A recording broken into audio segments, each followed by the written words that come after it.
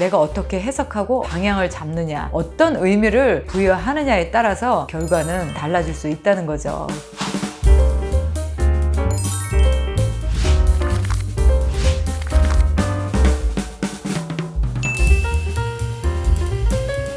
안녕하세요, 리즈입니다. 오늘은 여러분께 미움받을 용기를 읽고 제가 느꼈던 점, 그리고 책에서 좀 좋은 내용들을 여러분과 공유하고자 합니다. 저희 아들이 저에게 이 책을 사서 주더라고요. 책이 너무 좋아서 엄마한테 도움이 될 것 같다 라고 해서 뻔한 얘기 아닐까? 이런 생각을 하면서 그냥 이렇게 읽었는데, 와, 정말 우리가 알고는 있었지만 왜 그렇게 생각했는지, 왜 그렇게 느껴졌는지 이 책을 통해서 알게 됐어요.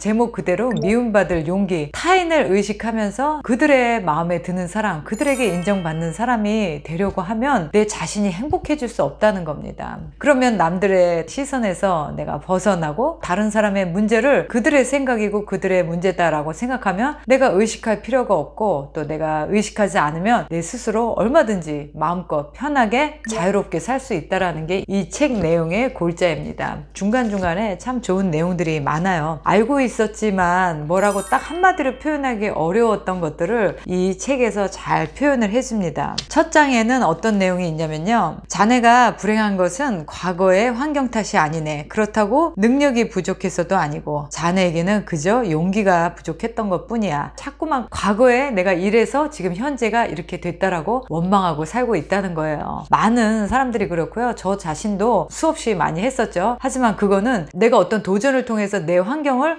바꾸려 하지 않기 때문에 한마디로 우리는 가장 쉬운 합리화를 하는 거죠. 그거는 지나간 일뿐이고 현재를 내가 어떻게 사느냐가 중요하다는 뜻입니다. 경험에 의해 결정되는 것이 아니라 경험에 부여한 의미에 따라 자신을 결정하는 것이다.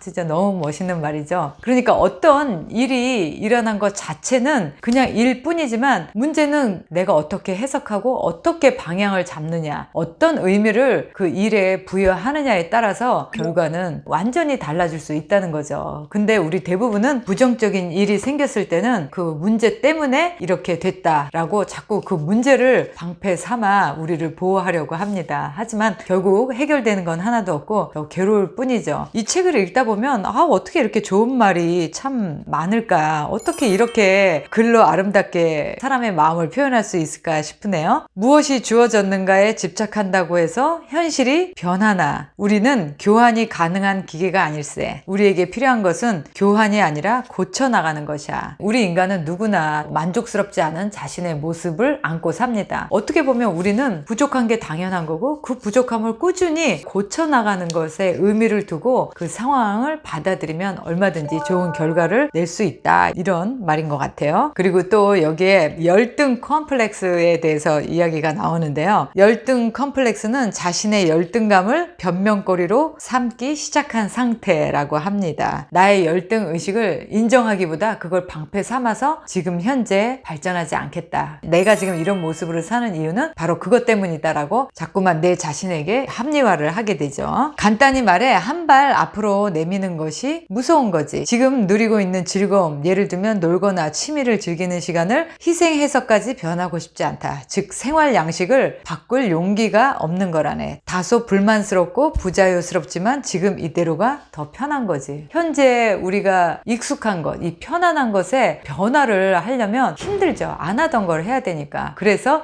자꾸 과거의 어떤 일, 어떤 원인을 내 스스로에게 자꾸 부여하고 있는 거예요. 우리는 변하고 싶어 하지 않는 게 발전하지 못하는 이유인 것 같아요. 권위의 힘을 빌려서 자신을 포장하는 사람은 결국 다른 사람의 가치관에 맞춰 다른 사람의 인생을 살게 되지. 왜 우리는 남에게 보이기 위해서 더 좋은 집, 더 좋은 차, 더 좋은 명품 백을 들고 싶어 할까요? 누군가에게 인정받고 싶고 다른 사람의 눈에 부러움을 사고 싶기 때문이겠죠. 자기 공을 자랑하며 뽐내고 싶어 하는 사람, 과거의 영광에 매달려 걸핏하면 가장 빛나던 시절에 추억담을 늘어놓는 사람, 이런 사람들을 우월 컴플렉스라고 할 수 있지. 자신이 우월하다는 것을 일부러 과시하려고 하네. 그렇게라도 하지 않으면 주위에 누구 한 사람 이런 나를 인정해주지 않을까봐 겁이 나는 거거든. 이는 완벽한 우월 컴플렉스라네. 자랑은 정말 그런 것 같아요. 나를 알아달라, 나 이런 사람이다, 이런 뜻이죠. 너무 우리의 마음을 터치하는 그런 글들이 많습니다. 인생은 타인과의 경쟁이 아니다.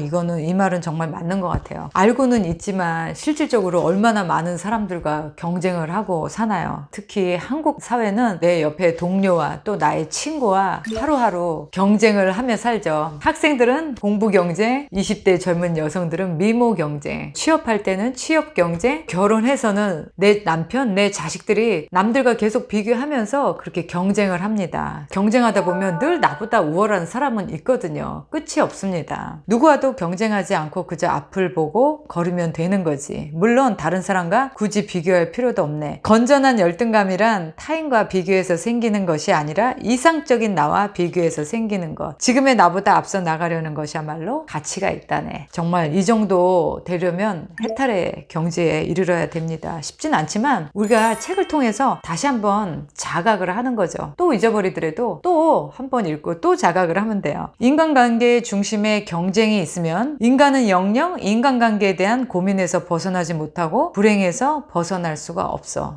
저도 예전에 비즈니스 할 때 저와 비슷한 업종을 가진 사람과 늘 비교를 하면서 저기는 어떤 물건을 팔까? 저기는 손님이 어떤 사람들이 있을까? 거기보다 더 잘하려는 그런 경쟁 의식을 갖고 있었던 것 같아요. 그냥 나의 일에만 집중을 하면 되는데 오히려 다른 사람과 비교하면서 경쟁하느라 늘 행복하지가 않습니다. 행복해 보이는 사람을 진심으로 축복할 수가 없다.